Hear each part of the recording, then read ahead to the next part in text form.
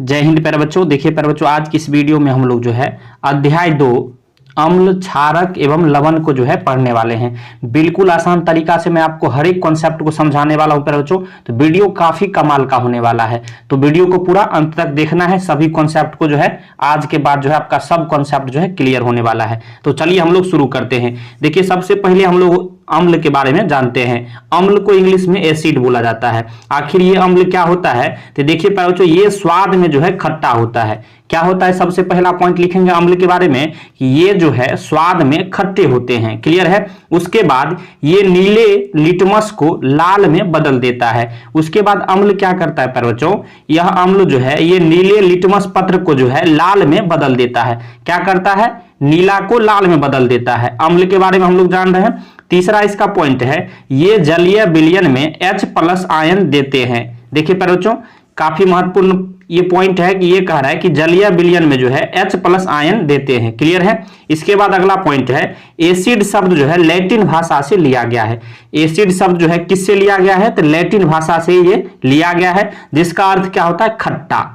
Acid शब्द का अर्थ क्या होता है? खट्टा। क्लियर है? समझ में आ गया? तो अम्ल से रिलेटेड जितने भी महत्वपूर्ण पॉइंट बन रहे थे सभी को हमने इसमें बता दिया है। अब देखिए इसमें एक टॉपिक आता है कि प्रबल अम्ल और दुर्बल अम्ल। पर जो प्रबल अम्ल का आपको उदाहरण डायरेक्ट आपके बोर्ड परीक्षा में पूछा जाता है, बहुत सारे कॉम्पिटिटिव एग्जाम में भी पूछा जाता है। तो ये बहुत ही महत्वपूर्ण एग्जाम्पल है, बहुत ही महत्वपूर्ण उदाहरण है। प्रबल अम्ल का उदाहरण जो है क्या हो जाएगा? HCl हाइड्रोक्लोरिक अम्ल हो जाएगा, H2SO4 सल्फ्यूरिक अम्ल हो जाएगा, इसी तरह HNO3। तो याद रखिएगा प्रबल अम्ल जो है HCl, H2SO4 और HNO3 हो जाएगा। इसी तरह दुर्बल अम्ल जो है क्या हो जाएगा? CH3, COOH और लैक्टिक अम्ल और ऑक्जेलिक अम्ल, ये सभी क्या हो जाएंगे? तो दुर्बल अम्ल के उदाहरण हो जाएंगे। अब देखिए हम लोग चलते हैं सांद्र अम्ल किसे कहते हैं। तो सांद्र अम्ल क्या होता है समझिए प्यारे बच्चों। तो सांद्र अम्ल जो है जिसमें अम्ल जो है अधिक मात्रा में होता है और जबकि जल जो है अल्प मात्रा में होता है। कहने का मतलब हुआ सांद्र अम्ल मतलब हुआ कि जिसमें जो अम्ल जो है अधिक मात्रा में होना चाहिए। सांद्र मतलब अधिक मात्रा में अम्ल होना चाहिए और जल की मात्रा जो उसमें कम होना चाहिए।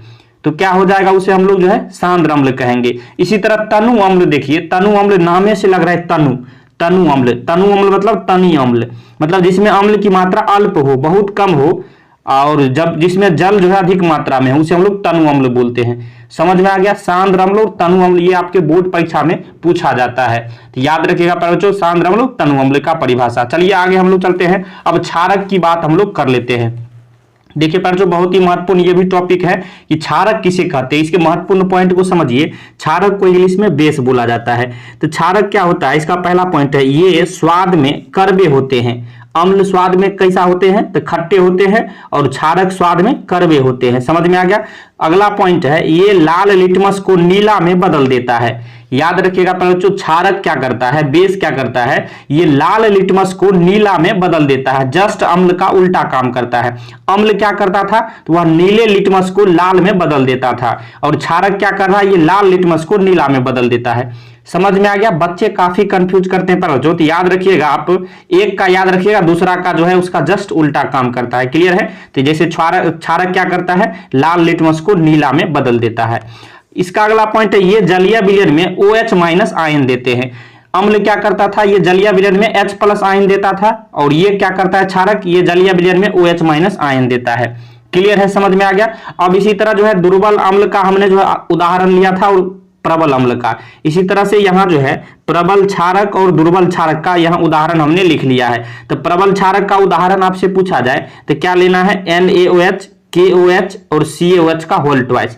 ये क्या हो गया? ये तीनों ऊपर वाला एग्जाम्पल जो है ये प्रबल क्षारक का है। इसी तरह ये दुर्बल क्षारक है NH4OH का। याद रखिएगा, दुर्बल क्षारक जब भी पूछा जाए तो NH4OH का आपको उदाहरण देना है। क्लियर है? समझ में आ गया? अब हम लोग बात करते हैं कि आखिर क्षार क्या होता है। क्षारक अलग होता है बच्चों और क्षार अलग होता है। क्लियर है?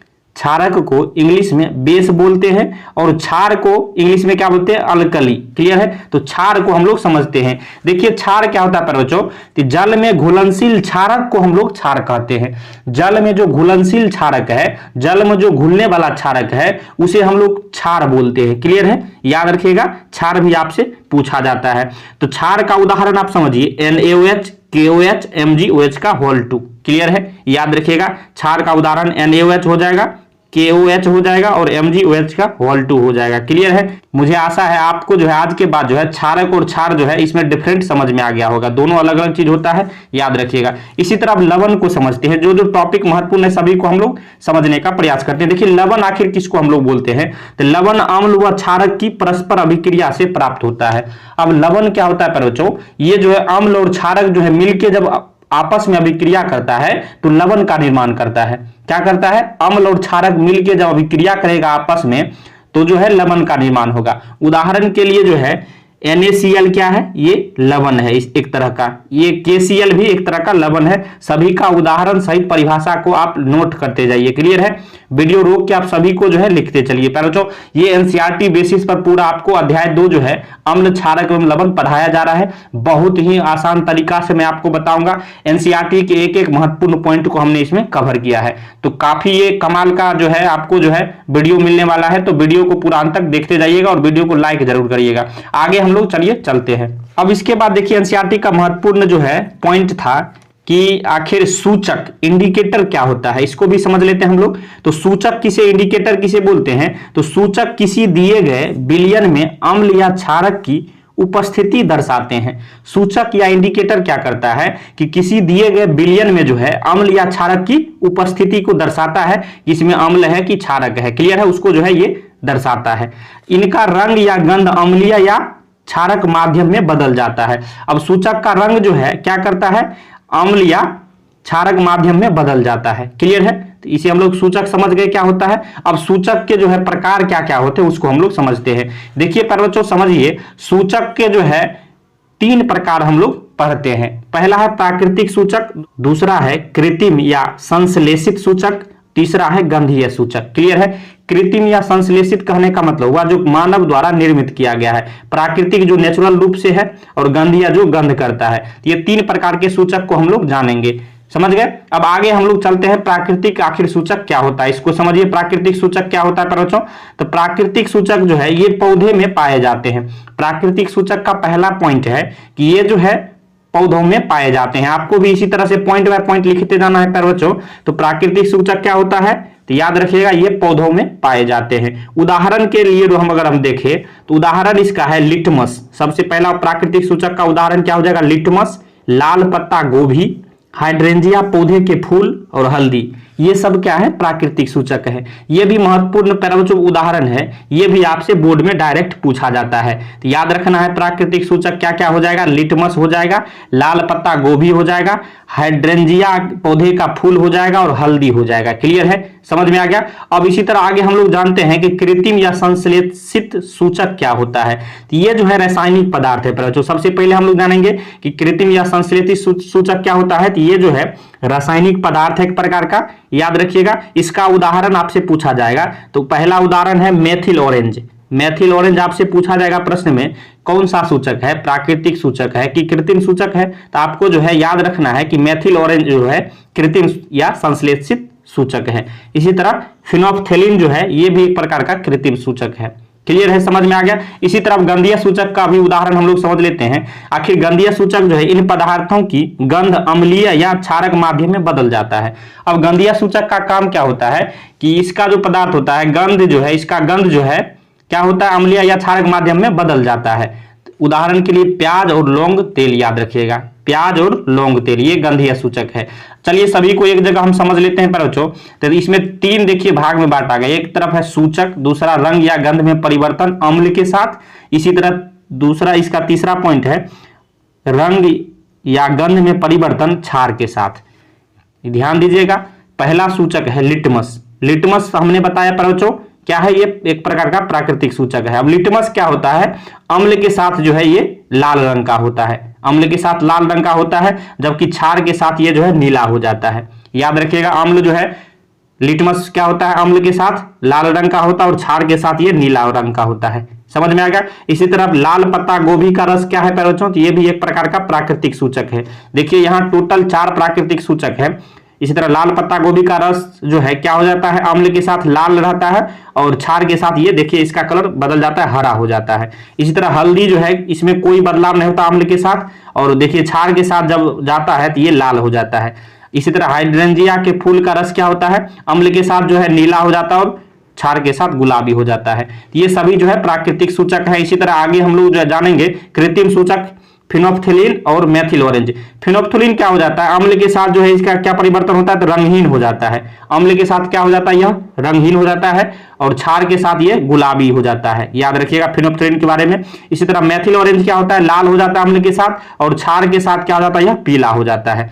इसी तरह ये जो है कृत्रिम सूचक था 2। अब गंधीय सूचक 3, प्याज का रस, वेनिला और लौंग का तेल है। तो देखिए प्याज का रस अम्ल के साथ क्या हो जाता है, तीक्ष्ण गंध इसमें उत्पन्न होता है। क्लियर है, यहां जो है कोई गंध इसमें नहीं उत्पन्न होता है क्षार के साथ। अम्ल के साथ तीक्ष्ण गंध उत्पन्न होता है जबकि क्षार के साथ कोई गंध नहीं होता है। इसी तरह वेनिला जो है समान गंध रहती है, इसका कोई जो है परिवर्तन नहीं होता, जैसा गंध पहले रहता है अम्ल में जाने के बाद भी वैसा ही गंध रहता है। क्लियर है वेनिला का। इसी तरह यहाँ जब इसको क्षार में देंगे तो कोई गंध नहीं होगा। क्लियर है, कोई चेंज नहीं होगा। इसी तरह जो है इसका गंधे जो है खत्म हो जाता है।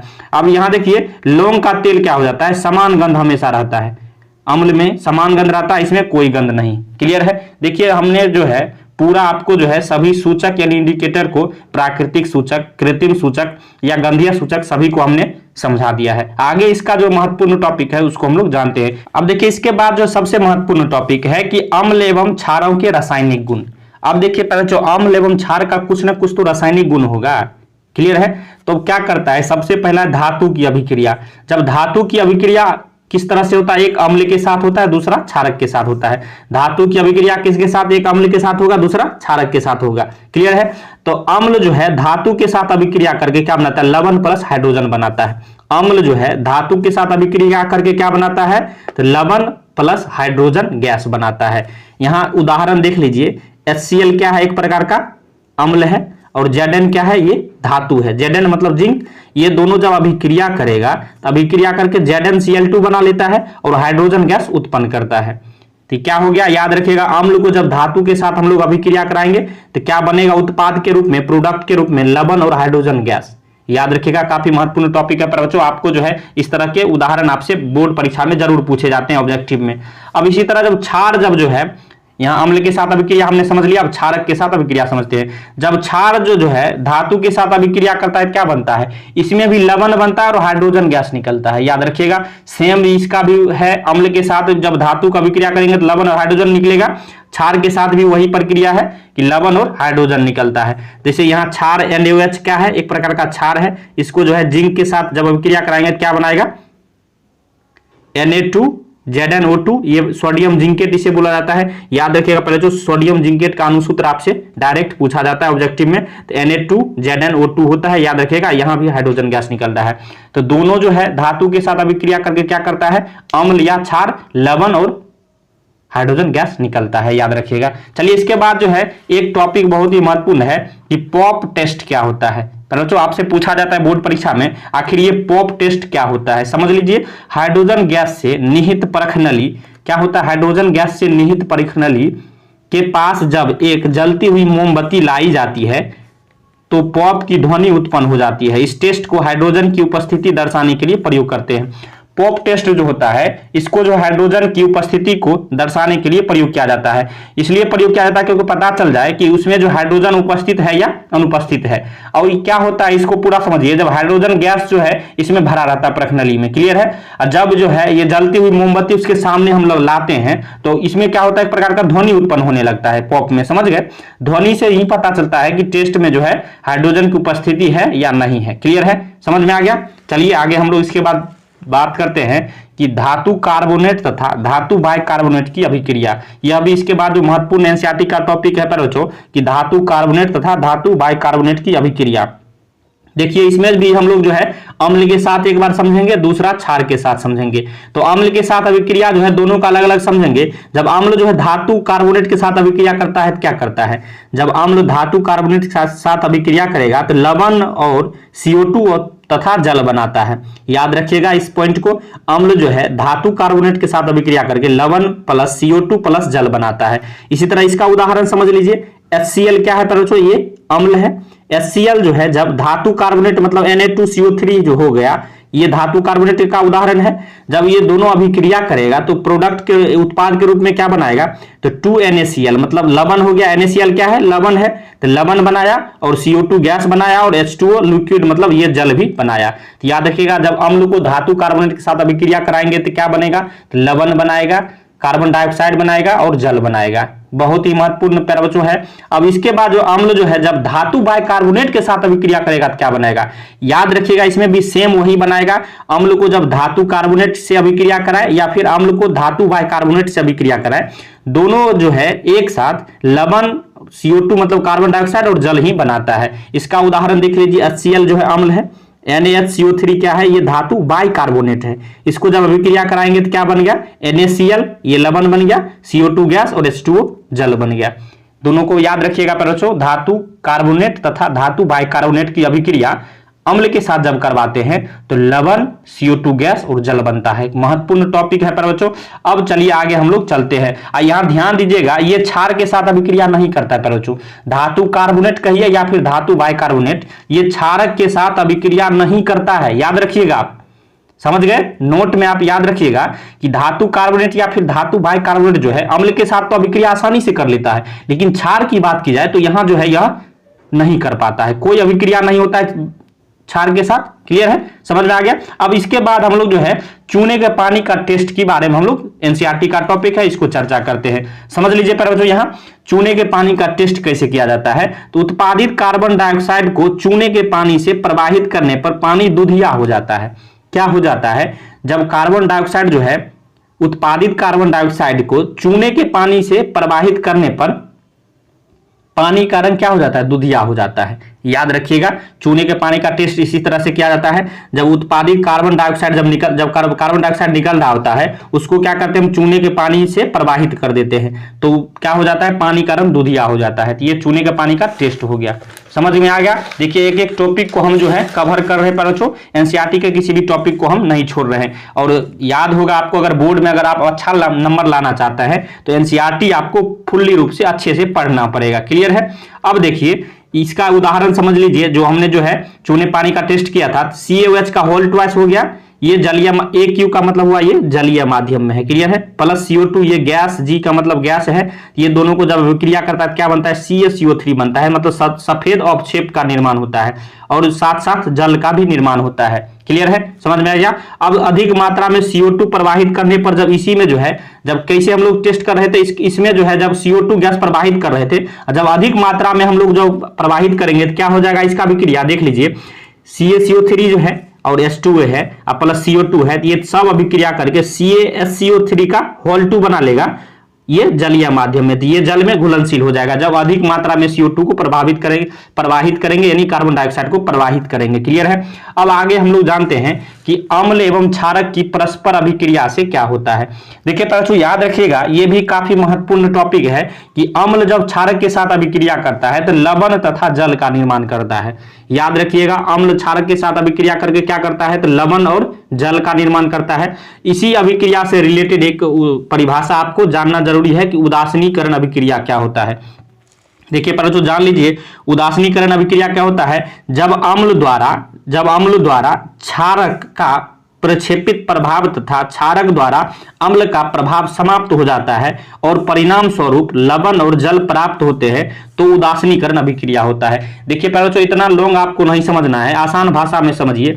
जब अम्ल द्वारा जो है क्षारक का प्रभाव और क्षारक द्वारा अम्ल का प्रभाव जब समाप्त हो जाता है, तो समाप्त कैसा हो जाएगा, जब दोनों अभिक्रिया करेगा तो इस दोनों का एक दूसरे का प्रभाव समाप्त हो जाता है। तो इस प्रभाव जब प्रभाव समाप्त हो जाता है, दोनों अभिक्रिया करता है, तो कुछ न कुछ तो उत्पाद के रूप में भी ये जो निकलेगा, तो क्या बनता है, उत्पाद के रूप में बन जाता है, लवण और जल का निर्माण ये कर देता है। इसी अभिक्रिया को उदासीनीकरण अभिक्रिया कहते हैं। उदासीनीकरण कहने का मतलब क्या होगा, समझ जाइए सीधी भाषा में, कि अम्ल का प्रभाव भी वहां नहीं रहेगा और क्षारक का प्रभाव भी नहीं रहेगा। क्लियर है, समझ में आ गया। NaOH क्या है बच्चों, ये क्षारक है और HCl क्या है, ये अम्ल है। ये दोनों जब अभिक्रिया करेगा तो क्षारक का अब जो प्रभाव अम्ल पर से हट जाएगा, अम्ल का प्रभाव क्षारक पर से हट जाएगा, तो क्या बनाएगा, ये ये लवण बनाएगा और जल बनाएगा, तो NaCl बना लिया और H2O देखिए बना लिया। तो इस अभिक्रिया को ही हम लोग उदासीनीकरण अभिक्रिया बोलते हैं। अब देखिए इसमें जो है समझ लीजिए कि प्रबल अम्ल जब दुर्बल क्षारक के साथ अभिक्रिया करता है तो क्या बनाता है, तो अम्लीय लवण तथा जल बनाता है। देखिए पहले तो यहाँ समझिए आप ट्रिक से जो है किस तरह से इस कंफ्यूजन वाली चीजों को आप समझ सकते हैं। सबसे पहले प्रबल अम्ल प्लस दुर्बल क्षारक मिलकर क्या बना रहा है, अम्लीय लवण और जल बना रहा है। तो यहां देखिए प्रबल जो है किसके साथ है, प्रबल का अर्थ होता है मजबूत और दुर्बल का अर्थ क्या होता है, कमजोर। तो मजबूत यानी प्रबल जिसके साथ होगा तो उसी का लवण बनने वाला है। तो प्रबल अम्ल के साथ है इसलिए अम्लीय लवण बन रहा है, प्लस जल तो बनबे करेगा। इसी तरह यहाँ दुर्बल अम्ल है प्लस प्रबल क्षारक है, तो प्रबल किसके साथ है, क्षारक के साथ है, तो लवण के रूप में क्षारीय लवण बनेगा प्लस जल बनेगा। देखिए ट्रिक से आसानी से समझ में आ रहा है, वैसे आप कंफ्यूज कर जाइएगा। इसी तरह प्रबल अम्ल प्लस प्रबल क्षारक जब दोनों प्रबल है तब क्या हो जाएगा प्रश्न, तो उदासीन हो जाएगा। जब दोनों मजबूत है और जब दोनों अभिक्रिया करेगा तो क्या होगा, न्यूट्रल हो जाएगा, उदासीन हो जाएगा, प्लस जल के रूप में निकल जाएगा। इसी तरह दुर्बल अम्ल प्लस दुर्बल क्षारक जब दोनों कमजोर को भिड़ाएंगे तो यहां भी क्या हो जाएगा, उदासीन हो जाएगा, उदासीन लवण बनेगा प्लस जल बनेगा। समझ में आ गया। चलिए इसके बाद हम लोग आगे चलते हैं कि अम्ल के साथ जो है धातु ऑक्साइडों की अभिक्रिया कैसी होती है। अब समझिए पर जो अम्ल के साथ जो है धातु ऑक्साइडों की अभिक्रिया कैसी होती है, तो याद रखिएगा धातुक ऑक्साइड को जब अम्ल के साथ अभिक्रिया कराएंगे ये क्या करेगा, लवण और जल का निर्माण करेगा। क्या याद रखिएगा, धातुक ऑक्साइड को जो है अम्ल के साथ अभिक्रिया कराएंगे तो क्या बनेगा, लवण तथा जल का निर्माण होगा। यहां देखिए यहां CuO है, मतलब देखिए कॉपर क्या है, धातु है, इसके साथ O है, ऑक्सीजन लगा है, तो ये क्या हो गया, धातुक ऑक्साइड। धातुक ऑक्साइड को जो है HCl मतलब क्या हो गया, अम्ल, HCl के साथ अभिक्रिया मतलब अम्ल के साथ अभिक्रिया कराएंगे तो क्या बनाएगा बच्चों, CuCl2। ये क्या एक प्रकार का लवण है, इसे क्या बोलते हैं हम लोग, कॉपर क्लोराइड बोलते हैं। CuCl2 प्लस H2O जल बनाएगा। देखिए समझ में आ गया। इस अभिक्रिया में बच्चों कॉपर क्लोराइड के बनने से विलयन का रंग का जो है नीला हो जाता है, याद रखिएगा।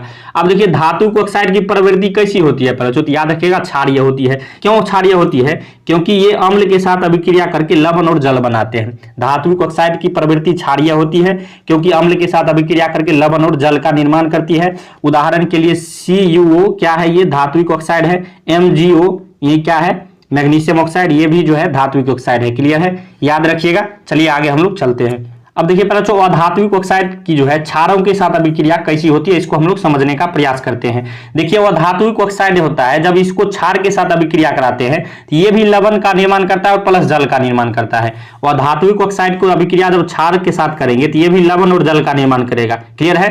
तो यहाँ देखिए उदाहरण देखिए, अब कार्बन क्या है, अधात्विक है, ऑक्सीजन इसके साथ लग रहे थे, ये क्या हो गया, अधात्विक ऑक्साइड हो गया। इसको अभिक्रिया किससे कराएंगे, CaOH का होल ट्वाइस, ये क्या है, कैल्शियम हाइड्रोक्साइड, ये जो है क्षार है एक प्रकार का। इस दोनों का अभिक्रिया कराएंगे तो क्या बनेगा, CaCO3 प्लस H2O बनेगा। क्लियर है, समझ में आ गया।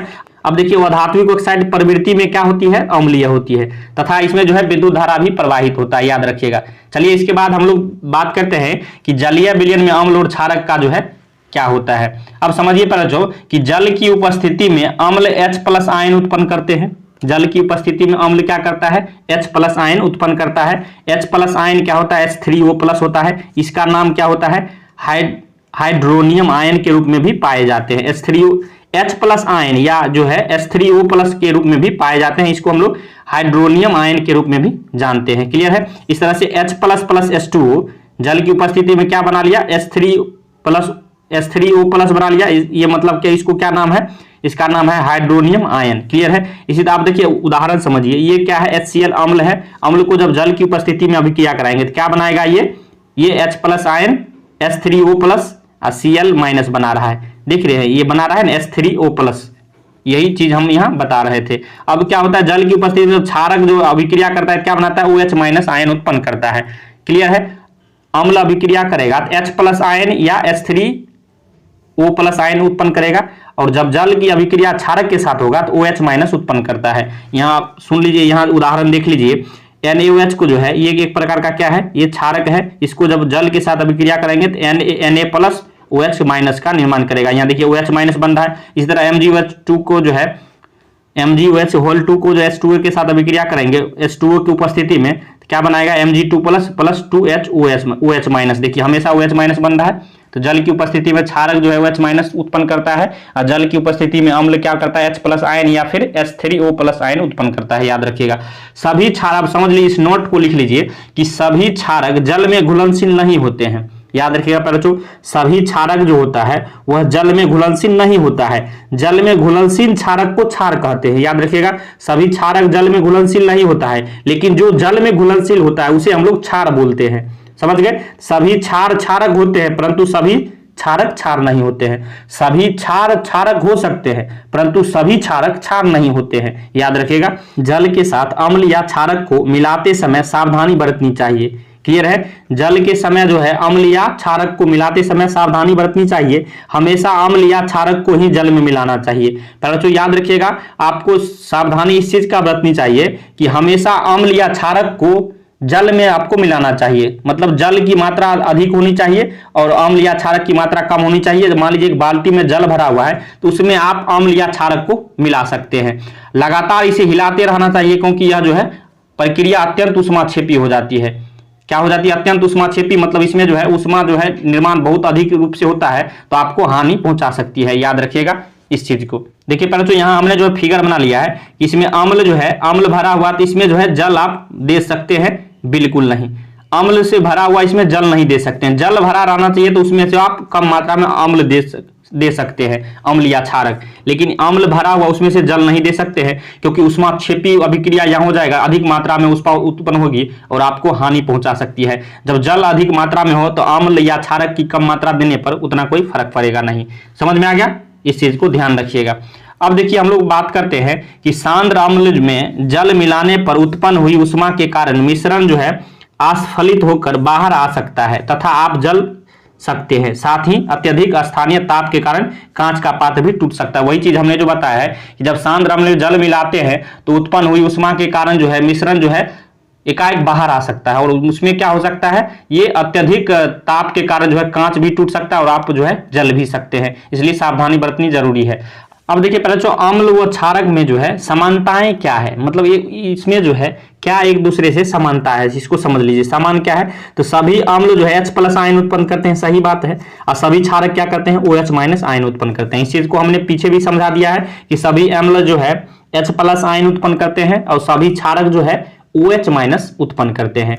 अब देखिए जब कोई अम्ल या क्षारक जल में मिलाया जाता है तो ये तनुकृत हो जाते हैं। जल में मिलाने पर आयन की सांद्रता मतलब H3O+ या फिर OH- में प्रति इकाई आयतन की कमी हो जाती है। देखिए जब कोई अम्ल या क्षारक जल में मिलाया जाता है तो क्या होता है, ये तनुकृत हो जाता है। तनुकृत होने के बाद क्या होता है, ये जल में मिलाने पर आयन की सांद्रता घट जाएगा। क्या घट जाता है, या तो मान लीजिए अम्ल है H3O+ घटेगा या फिर अगर क्षार है तो OH- घटेगा, प्रति इकाई आयतन में कमी हो जाती है। याद रखिएगा, समझ गए। अब आगे हम लोग चलते हैं कि क्षार तथा अम्ल की प्रबलता। क्षार तथा अम्ल की प्रबलता क्या होता है, किसी क्षार या अम्ल की प्रबलता उसके द्वारा उत्पन्न H+ आयन या फिर OH- आयन की संख्या पर निर्भर करता है। अब देखिए प्रबलता क्या होता है, किसी भी क्षार या अम्ल की प्रबलता उसके द्वारा जो है उत्पन्न H+ आयन या फिर OH- आयनों की संख्या पर निर्भर करता है। प्रबलता किस पर निर्भर करती है, H+ आयन या फिर OH- की संख्या पर निर्भर करता है प्रबलता। आप देखिए किसी अम्ल या क्षारक की प्रबलता हम एक सार्वभौमिक सूचक द्वारा ज्ञात कर सकते हैं। अब जो है किसी अम्ल या क्षारक की जो है प्रबलता हम एक सार्वभौमिक सूचक द्वारा ज्ञात कर सकते हैं। सार्वभौम सूचक क्या है, यूनिवर्सल इंडिकेटर। अनेक सूचकों का ये मिश्रण होता है। क्या होता है, यूनिवर्सल इंडिकेटर क्या होता है प्रचोद, इसमें छोटे छोटे अनेक प्रकार के सूचकों का ये मिश्रण है। याद रखिएगा, यह सूचक किसी विलयन में हाइड्रोजन आयन की विभिन्न सांद्रता को विभिन्न रंगों में प्रदर्शित करता है। यह सूचक क्या करता है कि विभिन्न विलयन में जो है हाइड्रोजन आयन की विभिन्न सांद्रता को विभिन्न रंगों में प्रदर्शित करता है, दिखाता है। इसका नाम क्या है, पीएच स्केल। याद रखिएगा, काफी ये भी महत्वपूर्ण टॉपिक है बच्चों। पीएच स्केल को हम लोग समझते हैं। क्या होता है पीएच स्केल, किसी विलयन में उपस्थित H+ आयन की सांद्रता ज्ञात करने के लिए एक स्केल विकसित किया गया। अब पीएच स्केल की जरूरत क्यों पड़ी बच्चों, इसका जरूरत हम इसलिए पड़ा क्योंकि किसी भी विलयन में जो है H+ आयन की सांद्रता को ज्ञात करने के लिए इसका जो है उपयोग होता है, इसलिए इसका जो है विकसित किया गया। इसको इसमें पीएच, इसे हम लोग पीएच स्केल कहते हैं। क्या कहते हैं, पीएच स्केल कहते हैं। अब पीएच में पी क्या है, इसका नाम है पुष्पांश। पुष्पांश मतलब प्रोटेंज, जो एक जर्मन शब्द है जिसका अर्थ होता है शक्ति। पी का पुष्पांश का मतलब होता है शक्ति, याद रखिएगा, ये जर्मन शब्द है। अब देखिए पीएच का मान समझ लीजिए, जब पीएच का मान 7 आता है तो इसे हम लोग उदासीन विलयन मानते हैं। पीएच का मान जब 7 आएगा तो उदासीन विलयन मानेंगे। अब पीएच का मान अगर 7 से कम आता है, पीएच का मान 7 से कम आता है, मतलब 6, 5, 4, 3 इस तरह से, तो ये हम लोग अम्लीय विलयन इसको मानेंगे। और जब पीएच का मान 7 से अधिक आता है तो इसे क्षारीय विलयन मानेंगे, जैसे 8, 9, 10 इस तरह से, ये क्षारीय विलयन हो गया। 7 से कम वाला अम्लीय हो जाएगा और 7 एग्जैक्ट आएगा तो ये उदासीन हो जाएगा। समझ में आ गया? यही चीज पीएच स्केल में 3 काम करता है। इस स्केल में 0 से 14 तक पीएच का ज्ञात करने के लिए उपयोग में लाया जाता है। यह स्केल क्या करता है? 0 से 14 तक का पीएच ज्ञात करने के लिए उपयोग में लाया जाता है। अब समझ लीजिए यहां जो है दुर्बल अम्ल और प्रबल अम्ल का उदाहरण सहित इस तरह से फिगर से। अब देखिए बच्चों, दुर्बल अम्ल का उदाहरण क्या है, पीछे हमने भी बता चुका इससे पहले। CH3COOH ये क्या है? दुर्बल अम्ल है। इस तरह H2CO3 ये भी दुर्बल अम्ल है। जब इसमें देखिए इस तरह से H+ आयन की मात्रा धीरे धीरे जब बढ़ रहा है, तो जब बढ़ रहा है तो ये प्रबल अम्ल में बदल रहा है। दुर्बल अम्ल में जो है H+ आयन की संख्या कम होती है, इसी तरह जो है जब प्रबल अम्ल में H+ आयन अधिक मात्रा में होता है, इसलिए देखिए इस तरह से फिगर से ये देखिए बढ़ता दिख रहा है।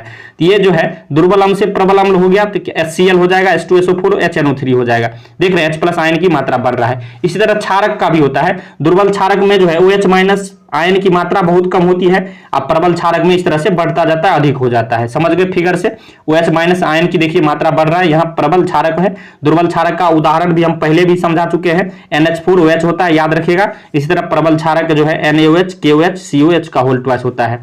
यहाँ जो है प्रबल क्षारक में क्या होता है? OH- आयन की संख्या अधिक रहती है, अब प्रबल अम्ल में जो है H+ आयन की मात्रा अधिक रहती है। अब देखिए यहाँ जो है पीएच स्केल को समझ लीजिए। देखिए 0 से 14 तक रहता है। हमने क्या बताया? जब 7 रहता है तो इसे हम लोग उदासीन मानते हैं। 7 इसको बीच में रखते हैं, इसके ये जो है 7 अगर आ गया तो ये उदासीन है। अब देखिए इधर जो है 7 से कम होगा तो क्या होगा? अम्लीय प्रकृति बढ़ते जाएगा, मतलब 6, 5, 4, 3, 2 इस तरह से।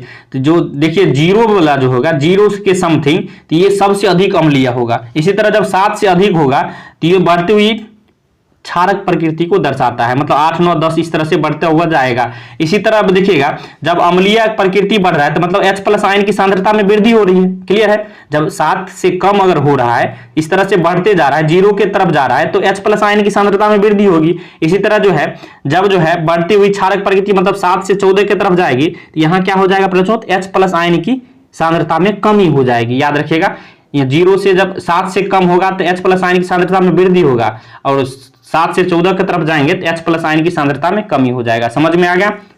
अब देखिए आगे हम लोग दैनिक जीवन में भी पीएच का बहुत बड़ा महत्व है, इसको हम लोग समझ लेते हैं।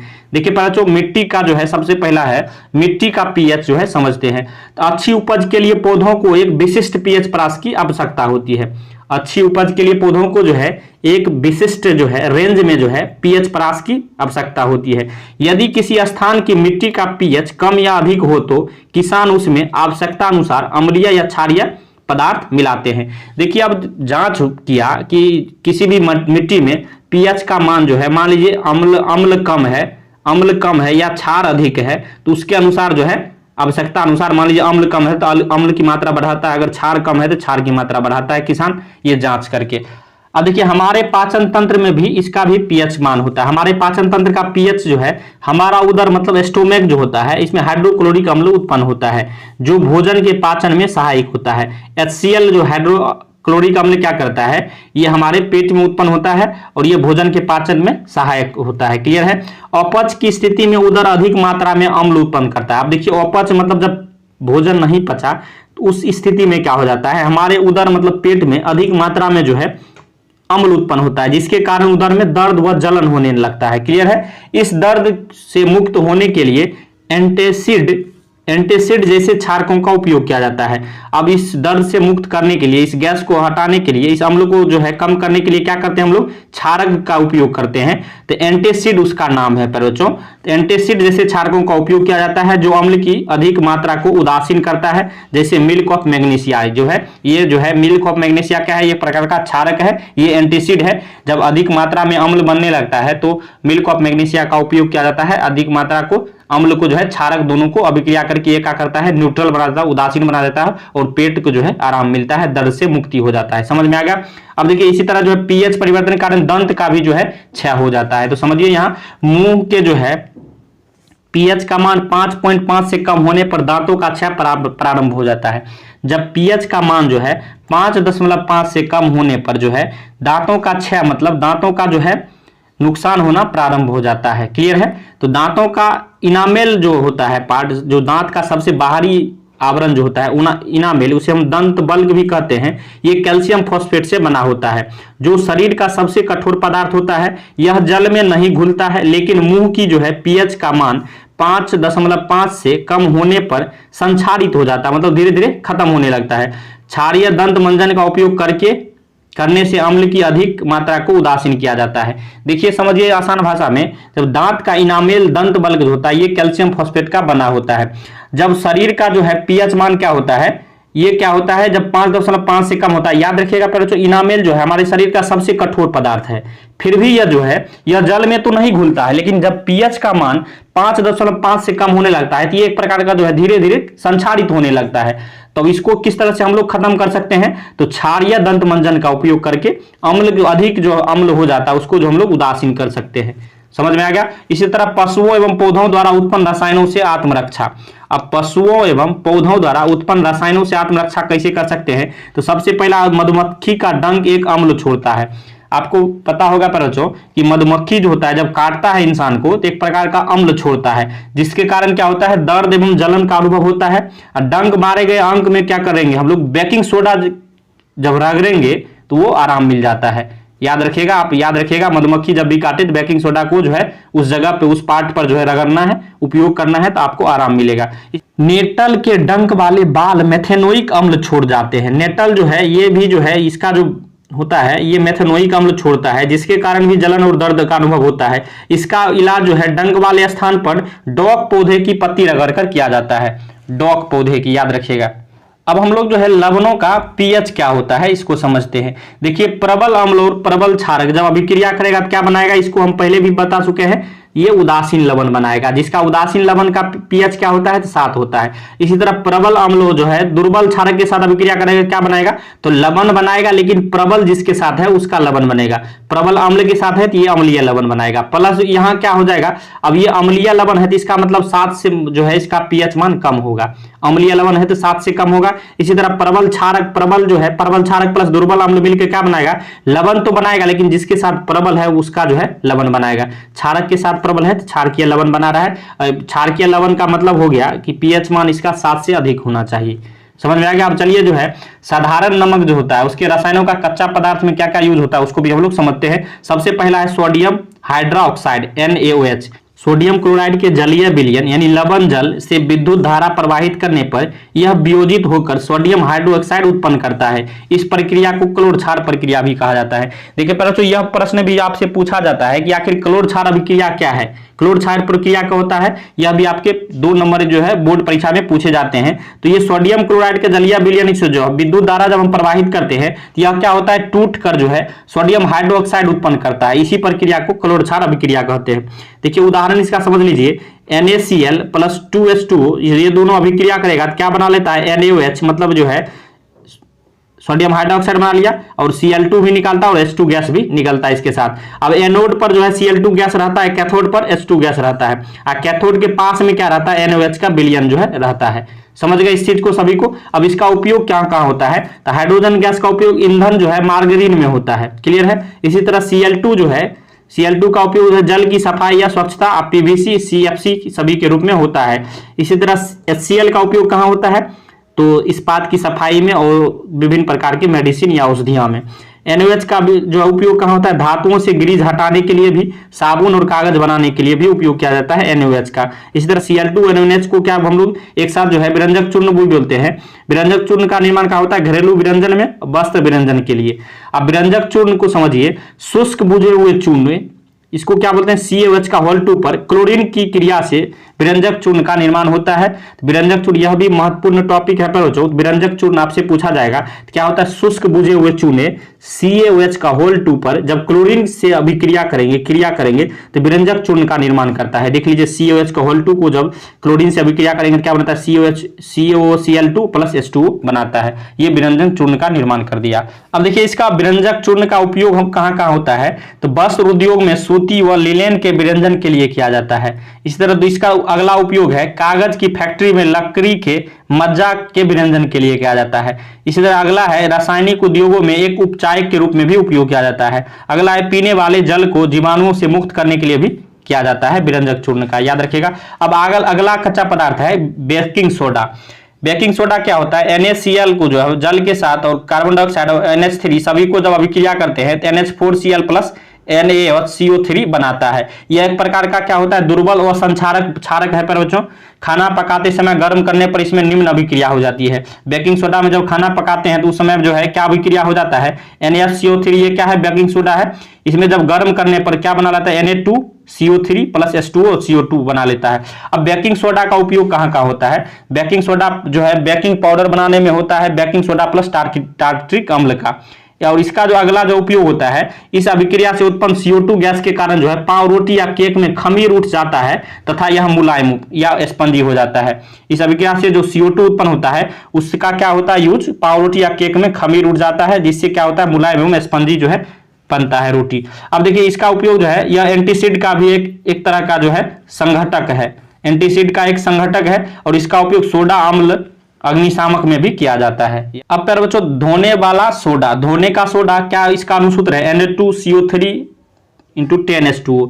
सोडियम कार्बोनेट के पुनः क्रिस्टलीकरण से धोने का सोडा प्राप्त होता है। यह एक क्षारकीय लवण है। क्या होता है, सोडियम कार्बोनेट के पुनः जब क्रिस्टलीकरण करते हैं तब धोने वाला सोडा का निर्माण होता है। यह एक क्षारकीय लवण है। तो यहाँ देख लीजिए इसका जो है अभिक्रिया Na2CO3 को जब 10 जल के अणु के साथ अभिक्रिया करते हैं तो क्या बनाता है, Na2CO3 × 10H2O। अब इसका उपयोग कहाँ होता है, इसका उपयोग कांच, साबुन एवं कागज उद्योग में भी होता है। इसका दूसरा उपयोग जो है, इसका उपयोग बोरेक्स के उत्पादन में भी होता है। इसका तीसरा उपयोग है, इसका उपयोग घरों में साफ सफाई के लिए होता है। इसका चौथा उपयोग है कि जल की अस्थायी कठोरता को हटाने के लिए भी इसका उपयोग किया जाता है। अब इसका अगला जो है कच्चा पदार्थ है प्लास्टर ऑफ पेरिस। अब समझते हैं पहले तो ये भी जो है आपको 5 नंबर में पूछा जाता है, काफी महत्वपूर्ण ये भी है। प्लास्टर ऑफ पेरिस क्या होता है समझिए, इसका जो है अनुसूत्र सबसे पहले पूछा जाएगा, CaSO4 × ½ H2O इसका अनुसूत्र होता है, याद रखिएगा। तो जिप्सम को जो है 373 केल्विन पर गर्म करने पर यह जल के अणुओं को त्याग कर कैल्शियम सल्फेट हेमीहाइड्रेट या अर्धहाइड्रेट POP बनाता है, जिसको हम लोग POP हम लोग नाम सुने हैं। क्या होता है, यह कैल्शियम सल्फेट हेमीहाइड्रेट या अर्धहाइड्रेट होता है।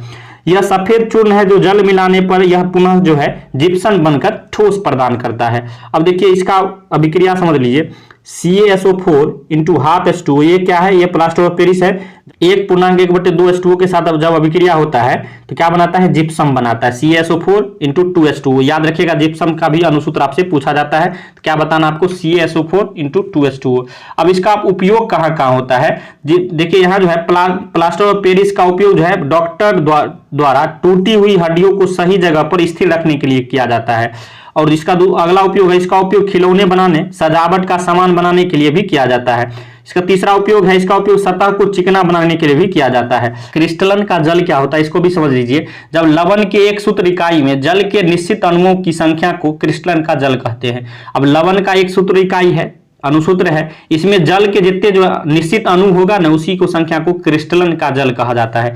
अब देखिए बच्चों उदाहरण समझिए, CuSO4 × 5H2O है। ये जो क्या है, ये जो है अनुसूत्र एक प्रकार का, यहाँ निश्चित रूप से दिख रहा है जल का जो है 5 अणु है, इसमें जो है जल के 5 अणु है, तो यही जो है क्रिस्टलन के जल है। यहाँ देख रहे हैं निश्चित जो है 10 जो है अणु दिया हुआ है, H2O के साथ क्या है 10 है, तो यहाँ क्रिस्टलन के जल के रूप में 10 अणु है। इसी तरह यहाँ भी है, खुद से आप बताइए, इसमें जो CaSO4 × 2H2O में क्रिस्टलन के जल के रूप में यहाँ भी देखिएगा 2 अणु है। तो इस तरह से जो है आपका अध्याय 2 जो है समाप्त होता है। मुझे आशा आप अगर पूरा वीडियो देखे होइएगा तो यकीनन आपको पूरा मजा आया होगा। अगर वीडियो आपको पसंद आया हो तो लाइक करिएगा, चैनल पर नए हैं सब्सक्राइब कर लीजिए। और चाह रहे इस तरह का जो है चैप्टर वाइज सभी जो है चैप्टरों का, साइंस का, मैथ का, इस तरह से अगर आप चाहते हैं आपके पास आता रहे, इस चैनल को जरूर सब्सक्राइब कर लीजिए और कॉमेंट बॉक्स में बोलिए अगला चैप्टर आपको क्या पढ़ना है।